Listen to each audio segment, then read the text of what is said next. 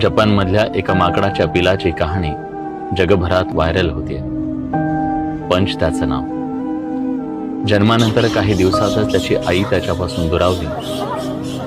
एकट्या पडलेल्या त्या माकडाच्या पिलाला बाकी माकडांनीही स्वीकारलं नाही, झिडकारलं. एकट्या पडलेल्या त्या माकडाच्या पिलाला एक खेळणी मिळाली. त्या खेळण्यालाच त्यानं आई म्हटलं. त्या खेळण्यातच त्यानं भाऊ आणि मित्र शोधला. त्या निर्जीव खेळण्याला त्यानं घट्ट मिठी मारली.